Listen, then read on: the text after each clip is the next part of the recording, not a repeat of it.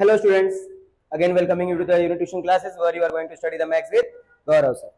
तो again start करते हैं सीरीज जो 10th वालों के लिए इंपॉर्टेंट होगा, जिसकी मदद से आप आने वाले बोर्ड एग्जाम में अच्छा स्कोर कर सकते हैं। तो इंपॉर्टेंट चैप्टर्स लेंगे, जिसमें से आज जो एक चैप्टर स्टार्ट करने वाला हूं उस चैप्टर का नाम है linear equation in two variable. लेकिन अब आपका सवाल आएगा, सर हमने तो 9th में चैप्टर पढ़ा था। नहीं, थोड़ा सा चेंजेस क्या आया उसके बारे में देखते हैं। चैप्टर का नाम तो यही है, linear equation in two variable, बस आगे थोड़ा सा क्या लग गया यहाँ पे, पेयर। जब हमने 9th में बात की थी, जब हम किस क्लास में थे, 9th में थे, तो उस दौरान खाली हमने इसके बारे में बात की थी। और जब खाली इसके बारे में बात की थी तो उस दौरान हमारे पास सॉल्यूशन कितने थे, इन्फिनिटली मेनी सॉल्यूशन। बट जैसे ही बात हमारी कौन से क्लास की आ जाती है, 10th स्टैंडर्ड की आ जाती है, तो यहां पे ये वर्ड यूज होने की वजह से खाली वहां पे एक सिंगल इक्वेशन ना होके हमारे पास कितने इक्वेशन होंगे, पेयर होंगे। पेयर का मतलब होता है जोड़ी, कि इक्वेशंस हमारे पास दो इक्वेशन साथ में होंगे, उन दोनों इक्वेशन को हमको सॉल्व करके उसका सॉल्यूशन निकालना है। फॉर एग्जांपल एक समझते हैं, ताकि समझने के लिए पहले चैप्टर का नाम, कभी भी चैप्टर स्टार्ट करो सबसे पहले चैप्टर का नाम समझना इंपॉर्टेंट होता है कि हमारा चैप्टर का नाम क्या बोलता है। तो ध्यान दीजिएगा अच्छे से ताकि क्लियर हो जाए चैप्टर का नाम। हमारा चैप्टर स्टार्ट होता है कहां से, एक वर्ड से जिसका नाम है लीनियर। पहला वर्ड क्या है, लीनियर। लीनियर इंडिकेट करता है an expression, sorry, a variable whose greatest power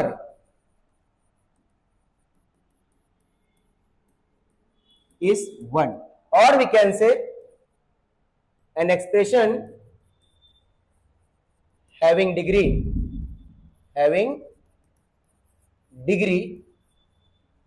1, उसी को हम क्या बोलते हैं, लीनियर बोलते हैं। अब लीनियर में दो टाइप आता है, एक होता है लीनियर पॉलिनोमियल और एक होता है लीनियर इक्वेशन। तो आपको बेसिक से बता रहा हूं, पॉलिनोमियल और इक्वेशन में पहले डिफरेंस।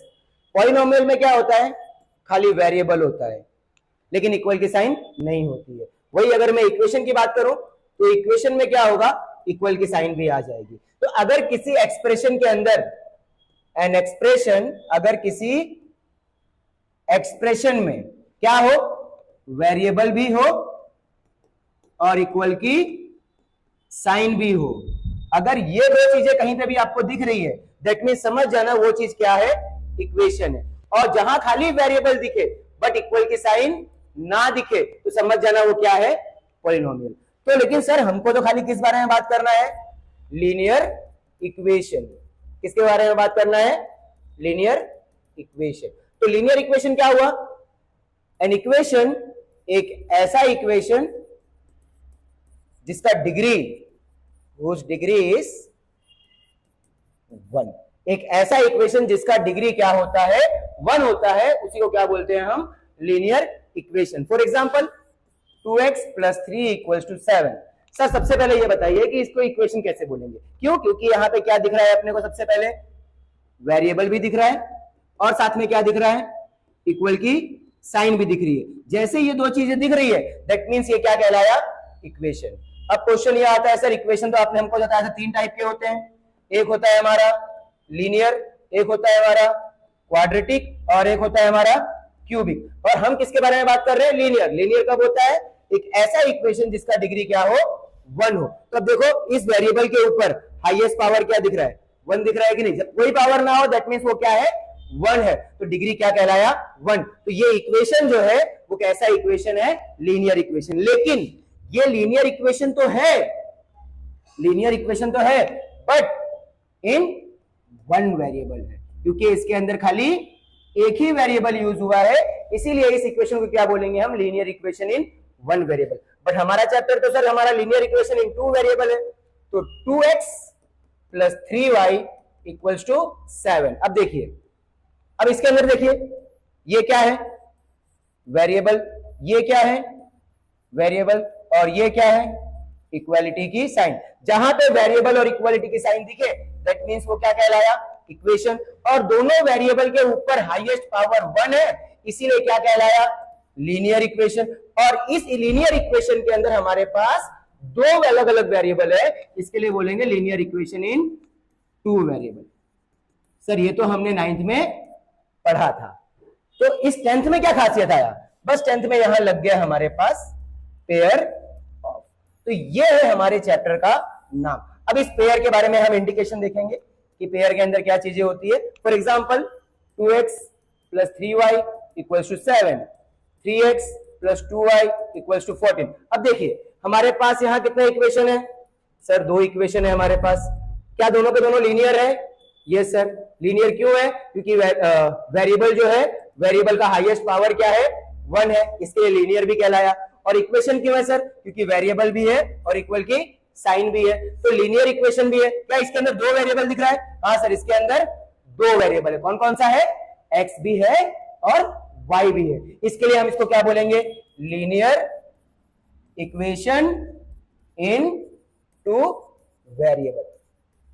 अब खासियत यह आई कि यहां पे हमारे पास दो इक्वेशन साथ में आया, तो दो इक्वेशन साथ में आया, इसके लिए इसको हम मिला के क्या बोलेंगे? Pair of linear equation in two variable. तो इस तरह से हमारे चैप्टर का नाम पड़ा pair of linear equation in two variable.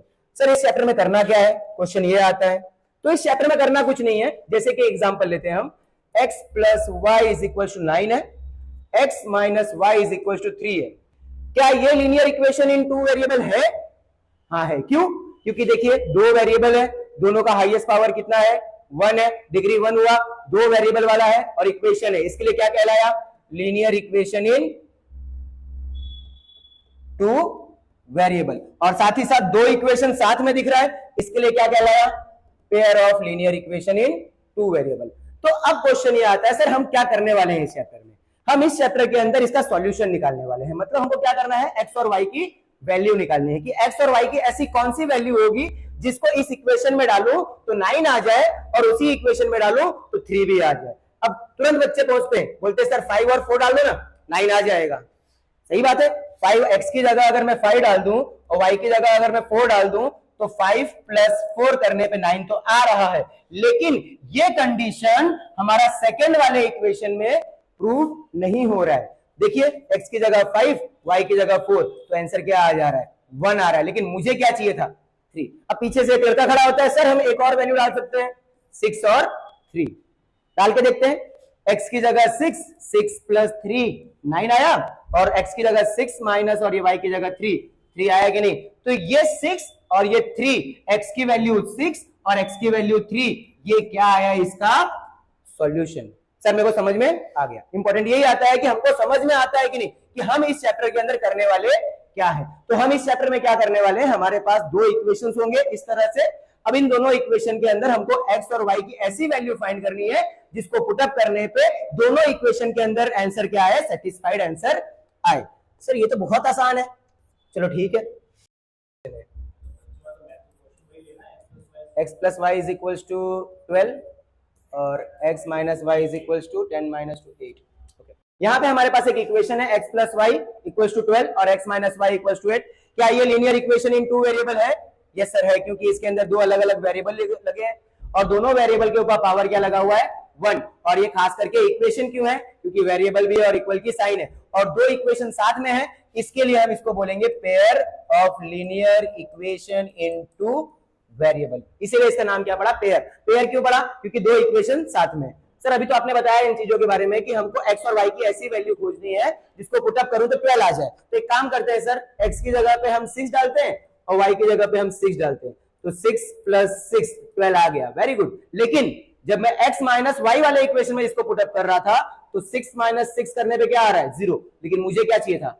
8 चाहिए था, तो ये सॉल्यूशन इसका नहीं चलेगा। पीछे से फिर एक लड़का बोलता है कि सर एक काम करते हैं, x की जगह पे हम 8 डाल देते हैं और y की जगह पे हम 4 डाल देते हैं, तो 8 प्लस 4 कितना हो जाएगा? 12। Very good. लेकिन 8 माइनस 4 करूंगा तो 4 आएगा, लेकिन मुझे क्या चाहिए था? फिर एक खड़ा हुआ बोलता है सर एक काम करते हैं सर हम कि 10 और 2 डाल के देखते हैं, तो x की जगह पे 10, y की जगह पे 2, तो 10 प्लस 2 12 हुआ और 10 माइनस 2 8 आया। Very good. यहाँ पे x और y की वैल्यू 10 और 2 पुटअप करने पे इसका सॉल्यूशन आ रहा है। इसका मतलब इसका सॉल्यूशन क्या है? x की वैल्यू 10, y की वैल्यू 2। तो ये हमने क्या किया, ये जो मेथड यूज किया हमने, इस मेथड को बोलते हैं हम ट्रायल एंड एरर। लेकिन ये हर जगह काम आने वाला नहीं है, तो इसका कोई मतलब होता नहीं है। तो इस मेथड का हमने क्या किया, ट्राई किया। हमने क्या कर रहे थे, बार बार वैल्यूज को ट्राई कर रहे थे और गलती निकालने की कोशिश कर रहे थे। जहां आंसर आ रहा था वो हमारा आंसर। तो इस मेथड को हम बोलते हैं ट्रायल एंड एरर, जो यहां पे यूज होने वाला नहीं है। तो अब ऐसा करें, अगर एक क्वेश्चन लेते हैं हम, 3x plus 2y equals to 11, 4x minus 3y equals to 12। अब हमको प्रॉब्लम आएगी कि नहीं वैल्यूज खोजने में। यहां तो हम फिर भी दिमाग लगा ले रहे थे थोड़ा बहुत कि हाँ पहले इक्वेशन में क्या आएगा, दूसरे इक्वेशन में क्या आएगा, लेकिन यहां पे दिमाग लगाना थोड़ा सा मुश्किल है। तो ऐसे चीजों के लिए, ऐसे इक्वेशंस के लिए हमारे पास कितने तरीके हैं, 4 तरीके हैं। सॉल्यूशन फाइंड करने के हमारे पास कितने तरीके हैं, 4 तरीके। पहला तरीका है हमारे पास सब्स्टिट्यूशन मेथड, दूसरा तरीका है हमारे पास एलिमिनेशन मेथड, तीसरा है हमारे पास क्रॉस मल्टीप्लिकेशन, और चौथा है हमारे पास ग्राफिकल। सर आपने 2 व्हाइट से लिखा और 2 येलो से क्यों लिखा? क्यों? क्योंकि पहला पॉइंट ये क्रॉस मल्टीप्लिकेशन आपके सिलेबस में से हटा दिया गया है, तो ये पढ़ना नहीं है। दूसरा, ग्राफिकल को क्यों रखा है? ग्राफिकल तो हमारे चैप्टर में है, लेकिन ग्राफिकल को इसलिए येलो से रखा हूं क्योंकि ये बोर्ड एग्जाम के पॉइंट ऑफ व्यू के हिसाब से आज तक कभी बोर्ड एग्जाम में ग्राफिकल मेथड पूछा नहीं गया है। तो हम कम ध्यान देंगे तो भी चलेगा, मेन हमारा फोकस किसके ऊपर होना चाहिए, सब्स्टिट्यूशन एलिमिनेशन के ऊपर, कि ये सब्स्टिट्यूशन और एलिमिनेशन मेथड की मदद से किस तरह से हम सॉल्यूशन निकाल सकते हैं। तो अभी थोड़ा सा चैप्टर पे आते हैं, हम करना क्या चाहते हैं। अब बिना, जैसे कि सपोज करिए एक इक्वेशन दिया है x plus Y is equal to 12, x minus Y is equal to 8। 2 equation है हमारे पास, x plus Y equal to 12 और x minus Y equal to 8। तो आपने बताया सर x की वैल्यू 10 और y की वैल्यू 2, अगर ये डाले तो ये इसका सॉल्यूशन निकलता है। बहुत सही है, पक्का है, 110% है, इसका सॉल्यूशन तो निकलेगा। लेकिन कुछ ऐसे इक्वेशंस आएंगे कभी, 2x plus 3y is equal to 8, 4x plus 6y equal to 16। अब इस सॉल्यूशन का अगर आप आंसर निकालोगे तो इसका सॉल्यूशन जितना चाहे उतना निकाल सकते हैं, इनफिनिटली मेनी सॉल्यूशन, जितना चाहे उतना सॉल्यूशन निकालूंगा। एक और क्वेश्चन लेता हूं, x plus 3y equals to 11, 2x plus 6y equals to 33। अब इस इक्वेशन की बात करूं अगर मैं, तो इस इक्वेशन का सॉल्यूशन निकलेगा ही नहीं। सर आप डायरेक्टली कैसे बता रहे हैं, आप डायरेक्टली कैसे बता रहे हैं कि इसका सॉल्यूशन बहुत सारा निकलेगा और इसका सॉल्यूशन निकलेगा ही नहीं, और किसी का खाली यही, इसका तो खाली एक ही सॉल्यूशन निकला, मतलब x और y की दूसरी कोई वैल्यू होगी ही नहीं। तो ये कब पता चलेगा? सॉल्यूशन को सॉल्व, क्वेश्चन को सॉल्व करने के बाद। जब हम क्वेश्चन को सॉल्व करेंगे इसको सब्स्टिट्यूशन और एलिमिनेशन से, तब हमको मालूम पड़ेगा कि इसके सॉल्यूशन निकलेंगे कि नहीं निकलेंगे, या एक निकलेगा कि 50 निकलेंगे, या इनफिनिटली निकलेंगे, या इसके सॉल्यूशन निकलेगा ही नहीं। ये कब पता चलेगा? जब हम इक्वेशन को क्या करेंगे, हम सॉल्व करेंगे। सर ये तो हमारा टाइम खराब करने का काम हो रहा है। अब मैं सॉल्यूशन को सॉल्व कर रहा हूं, इक्वेशन को सॉल्व कर रहा हूं, मुझे पता चला कि इसका सॉल्यूशन ही नहीं निकला, दैट मींस मेरा पूरा मेहनत क्या हो गया, खराब हो गया। अब एमसीक्यूज में पूछा है कि आपको 2 इक्वेशन दिया हुआ है, अब उन दोनों इक्वेशन में से बताना है कि उसके एक सॉल्यूशन होंगे या इनफिनिटली सॉल्यूशन होगा कि उसका सॉल्यूशन निकलेगा ही नहीं। तो अब उसके लिए अगर मैं पूरा क्वेश्चन सॉल्व करने जाऊंगा सब्स्टिट्यूशन एलिमिनेशन से, तो ये तो मेरा पूरा समय खराब हुआ। तो 1 मार्क्स के क्वेश्चन के लिए इतना मेहनत नहीं। तो 1 मार्क्स के क्वेश्चन के लिए हमारे पास एक तरीका है, वो तरीके को फॉलो करेंगे। खाली क्वेश्चन को, इक्वेशन को देखेंगे और हमको तुरंत मालूम पड़ जाएगा कि उस इक्वेशन का एक ही सॉल्यूशन निकलेगा या इनफिनिटली निकलेगा या उसका सॉल्यूशन निकलेगा ही नहीं। खाली एक चीज याद रखना है, पहले तो इसका जनरल फॉर्म ऑफ, इसको अच्छे से लिख लेना, बहुत इंपॉर्टेंट है, एग्जाम में पूछा जाता है। जनरल फॉर्म क्या होता है, a1x b1y plus c1 equal to 0। दूसरे इक्वेशन का a2x b2y plus c2 equal to 0। हमारा लीनियर इक्वेशन इन 2 वेरिएबल, जिसका पेयर वाले में ये 2 इक्वेशन साथ में आते हैं, तो इसको हम लोग बोलेंगे linear equation, pair of linear equation in 2 variable. ये किसका है general form, pair of linear equation in 2 variable. लेकिन बोर्ड एग्जाम में कुछ साल पहले ये भी पूछा हुआ था कि जनरल फॉर्म बताना है आपको लीनियर इक्वेशन इन 2 वेरिएबल का। देखो इस वाले जनरल फॉर्म में और इस वाले जनरल फॉर्म में जमीन आसमान का फर्क है। इसमें क्या बोला, पेयर वाले का जनरल फॉर्म बताना है, लेकिन इसमें क्या बोला, खाली linear equation in two variable का बताना है। तो इसमें क्या आएगा, ax plus by plus c equal to 0, ये इसका जनरल फॉर्म है। तो याद रखना थोड़ा सा। अब एक इंपॉर्टेंट बता रहा हूं आपको फॉर दी ऑब्जेक्टिव पर्पस, जैसे कि मुझे कैसे मालूम पड़ेगा कि उसका एक ही सॉल्यूशन निकलेगा या उसके इन्फिनिटली सॉल्यूशन निकलेंगे। अगर if a1 upon a2 is not equals to b1 upon b2i, अगर हमारा a1 upon a2 not equals to b1 upon b2i, तो इसका सॉल्यूशन कैसा निकलेगा, यूनिक। कैसा सॉल्यूशन निकलेगा, यूनिक। वही अगर हमारा if a1 upon a2 is equals to b1 upon b2 is equals to c1 upon c2 आए, तीनों के तीनों इक्वल हो जाए, तो सॉल्यूशन कैसा निकलेगा, इनफिनिटली। उसके सॉल्यूशन कितने निकलेंगे, इनफिनिटली। वही अगर हमारा if a1 upon a2 is equals to b1 upon b2 is not equals to c1 upon c2 हो, तो इसका सॉल्यूशन कैसा निकलेगा, नो सॉल्यूशन निकलेगा। तो ये खाली आप इक्वेशन को देखोगे ना तो अपने आप मालूम पड़ेगा। फॉर एग्जांपल लेते हैं हम, x plus Y is equals to 12, x minus Y is equals to 8। हमने ये क्वेश्चन लिया था, इसका सॉल्यूशन क्या आया था, x की वैल्यू 10, y की वैल्यू 2। ये इसका सॉल्यूशन आया था, मतलब इसका एक सॉल्यूशन आया, यूनिक सॉल्यूशन आया। अब देखते हैं बैठता है कि नहीं। यहाँ पे x की वैल्यू कितनी है हमारे पास, यहाँ x के साथ कोएफिशिएंट 1, यहाँ x के साथ कोएफिशिएंट क्या है 1, यहाँ y के साथ कोएफिशिएंट 1, यहाँ y के साथ कोएफिशिएंट क्या है -1। तो देखो a1 की वैल्यू क्या है हमारे पास 1 अपॉन a2 की वैल्यू क्या है हमारे पास 1, तो a1 अपॉन a2 क्या आ गया 1 अपॉन 1। b1 अपॉन b2 निकालते हैं, b1 अपॉन b2 क्या है हमारे पास 1 अपॉन -1, तो क्या आया -1 और ये क्या आया 1। तो देखो यहां पे क्या मालूम पड़ा, here a1 upon a2 is not equals to b1 upon b2, therefore it has unique solution. इसके लिए इनके पास सॉल्यूशन कैसा है, यूनिक है। एक एग्जांपल और लेते हैं समझने के लिए।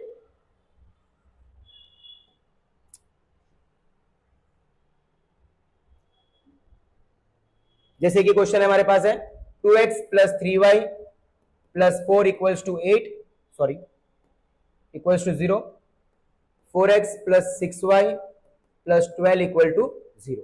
चलिए पहले निकालते हैं हम a1 अपॉन a2। a1 की वैल्यू क्या है 2, a2 की वैल्यू क्या है 4, मतलब क्या आया 1 अपॉन 2। चलिए निकालते हैं b1 अपॉन b2।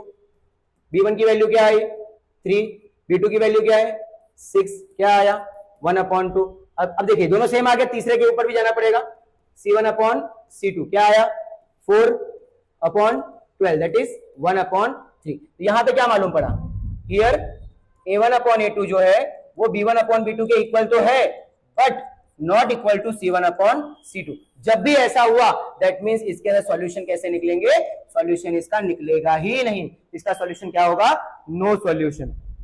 बट वही अगर यहां पे 8 होता, फॉर एग्जांपल यहां पे क्या होता 8, तो उसमें क्या होता 4 अपॉन 8, तो यहां पे भी आंसर क्या आ गया होता 1 अपॉन 2, तो ये यहां पे क्या हो जाता इक्वल आ जाता। दैट मींस तीनों के तीनों इक्वल आ गए, इसका मतलब इसमें क्या आएगा इनफिनिटली मेनी सॉल्यूशन। तो अब इसके अंदर आपको प्रॉपरली कॉन्सेंट्रेट करना है कि जब a1 upon a2 not equal to b1 upon b2 है दैट मींस सॉल्यूशन कैसा होगा, यूनिक। अगर तीनों के तीनों इक्वल हो जाए दैट मींस सॉल्यूशन कैसा होगा, इनफिनिटली। और अगर तीनों के तीनों दोनों दो इक्वल आए और तीसरे के साथ नॉट इक्वल है तो सॉल्यूशन कैसा होगा, नो सॉल्यूशन। मोस्ट इंपॉर्टेंट है फॉर दी ऑब्जेक्टिव क्वेश्चंस, 110% है, 1 मार्क्स का क्वेश्चन इसके अंदर से आना है, मतलब आना है, इसमें से आएगा ही आएगा एक क्वेश्चन। अब इसी का एक भाई है उसका समझते हैं हम कि इसका ग्राफ कैसा बनेगा सर। जैसे कि इक्वेशन है x plus Y is equal to 12, x minus Y is equal to 10। इस इक्वेशन का ग्राफ कैसा बनेगा, तो ग्राफ 3 टाइप के होते हैं, एक होता है इंटरसेक्टिंग ग्राफ, एक होता है पैरेलल ग्राफ और एक होता है कोइंसिडेंट। इंटरसेक्टिंग मतलब जब दो लाइन एक दूसरे को इंटरसेक्ट करे वो होता है इंटरसेक्टिंग, जहां बन रहा है दैट मींस वो यूनिक सॉल्यूशन, एक पॉइंट पे इंटरसेक्ट कर रहा है। पैरेलल मतलब दोनों लाइन कभी एक दूसरे के साथ मिले ही नहीं, मतलब कहीं नहीं मिल रहा है, इसका मतलब इसका सॉल्यूशन कैसा होगा, नो सॉल्यूशन। और अगर हर पॉइंट के ऊपर लाइन मिल रही है, हर पॉइंट के ऊपर लाइन मिल रही है, इसका मतलब इसके सॉल्यूशन कितने होंगे, जहां यहां देखो हर जगह इसका सॉल्यूशन निकल रहा है, तो इसमें सॉल्यूशन कैसा होता है, इन्फिनिटली। तो अगर सॉल्यूशन हमारा यूनिक हुआ, और कब यूनिक होता है, जब a1 upon a2 is not equals to b1 upon b2। अगर हमारा सॉल्यूशन यूनिक, और यूनिक कब होगा, जब रेशियो अनइक्वल आ जाए। तो ग्राफ कैसा होता है, इंटरसेक्टिंग। कैसे इंटरसेक्टिंग, क्योंकि ग्राफ इंटरसेक्टिंग में क्या होता है, एक ही जगह आके मिलता है, एक पॉइंट पे आके मिल रहा है, तो उसका कोऑर्डिनेट निकालेंगे तो उसका 2 वैल्यू निकलेगा, वो भी एक। तो ये इसका एक यूनिक वैल्यू निकला, तो इसीलिए इसका नाम क्या पड़ा, यूनिक सॉल्यूशन। और यूनिक सॉल्यूशन के टाइम पे ग्राफ कैसा बनता है, इंटरसेक्टिंग। वही अगर मैं बात करूं, ग्राफ जब पैरेलल कब बनता है, जब हमारा सॉल्यूशन कैसा होता है, नो सॉल्यूशन। और हमको पहले बता दिया मैंने आपको कि नो सॉल्यूशन कब होता है, जब a1 upon a2 is equals to b1 upon b2 is not equals to c1 upon c2 हो, तो सॉल्यूशन कैसा होगा, नो। और उस टाइम पे ग्राफ कैसा होगा हमारा, पैरेलल। तो पैरेलल के टाइम पे क्या होता है, कहीं पे भी ये लाइन कभी भी इंटरसेक्ट नहीं करेगा, और जब इंटरसेक्ट ही नहीं कर रहा है, इसका मतलब इसका सॉल्यूशन बनने का सवाल ही नहीं बनता। और आखिरी आता है हमारा कोइंसिडेंट। कोइंसिडेंट में कैसा होता है कि एक लाइन ये और उसी के ऊपर एक और लाइन आ गई। तो ये ग्राफ में क्या हुआ कि हर पॉइंट पे क्या हो रहा है, इंटरसेक्शन हो रहा है। तो इसमें सॉल्यूशन कैसा होता है, इन्फिनिटली। और इन्फिनिटली कब होता है, जब तीनों के तीनों इक्वल हो। अगर तीनों के तीनों इक्वल आ गए तो सॉल्यूशन कैसा हुआ, इन्फिनिटली। और ग्राफ कैसा बनेगा, कोइंसिडेंट। तो इसमें से एक आपका कंक्लूजन बाहर आता है, ध्यान दीजिएगा। तो अगर if a1 upon a2 is not equals to b1 upon b2, तो सॉल्यूशन कैसा होगा, यूनिक। ग्राफ कैसा होगा, इंटरसेक्टिंग। याद रखना है आपको। अगर if a1 upon a2 is equals to b1 upon b2 is not equals to c1 upon c2, that means no solution. और ग्राफ कैसा होगा, पैरेलल, क्योंकि ग्राफ पैरेलल है, इसका मतलब कहीं पे भी इंटरसेक्ट नहीं कर रहा है, मतलब सॉल्यूशन बनेगा ही नहीं। तीसरा, if a1 upon a2 is equals to b1 upon b2 is equals to c1 upon c2, तो ग्राफ कैसा होगा, सॉरी इक्वेशन कैसा होगा, इन्फिनिटली मेनी सॉल्यूशन। और ग्राफ कैसा होगा, कोइंसिडेंट, क्योंकि हर एक पॉइंट पे इंटरसेक्ट कर रहा है, इसका मतलब जितने चाहे उतने सॉल्यूशन हम बना सकते हैं। तो ये 4 इंपॉर्टेंट है किसके लिए, ऑब्जेक्टिव के लिए। एक और क्वेश्चन आता है ऑब्जेक्टिव में कि हमारा इक्वेशन जो है वो कंसिस्टेंट है कि इनकंसिस्टेंट है, क्या कंसिस्टेंट है या इनकंसिस्टेंट। एक ही याद रखना, अगर सॉल्यूशन निकल रहा है, अगर सॉल्यूशन निकलता है तो वो कंसिस्टेंट होगा, और अगर सॉल्यूशन नहीं निकलता है तो कंसिस्टेंट नहीं होगा। देखिए सॉल्यूशन निकलेगा कब, जब यूनिक में सॉल्यूशन निकलता है और इन्फिनिटली में सॉल्यूशन निकलता है। भले से एक निकले या लाख निकले, सॉल्यूशन निकल रहा है, दैट मींस इक्वेशन कैसा होगा, कंसिस्टेंट। और अगर सॉल्यूशन निकले ही ना, तो उस टाइम पे सॉल्यूशन इक्वेशन कैसा होगा, इनकंसिस्टेंट। तो ये हमने बात की एक्सरसाइज 3.1 के बारे में। तो उसके अंदर ये क्वेश्चंस है, आप एक बार ट्राई करेंगे तो आपको क्लियर हो जाएगा। अब ये हो गया फर्स्ट पार्ट इस वीडियो का, जिसके अंदर हमने देखा किस तरह से इक्वेशन को देख करके हम पहचान सकते हैं कि उसका सॉल्यूशन कैसा होगा, उसका ग्राफ कैसा होगा, और वो इक्वेशन किस टाइप का होगा। अब नेक्स्ट वीडियो में जब हम आएंगे तो उसमें हम देखेंगे कि इक्वेशन को सॉल्व कैसे करते हैं, किस तरह से हम इक्वेशन को सॉल्व करेंगे ताकि हमारा आंसर निकले। अब वो एक निकले कि सॉल्यूशन निकले ही ना कि इनफिनिटली निकले, उससे फर्क नहीं पड़ता, लेकिन सॉल्यूशन को सॉल्व कैसे करना है, कोई इक्वेशन को सॉल्व कैसे करना है, वो हम नेक्स्ट वीडियो में मिलेंगे। तो तब तक के लिए एक बार रिवाइज कर लेना, जो इंपॉर्टेंट नोट्स लिखे थे उनको लिख लेना ताकि आप इसको भूलो ना। तो मिलते हैं नेक्स्ट वीडियो में, तब तक के लिए बाय बाय।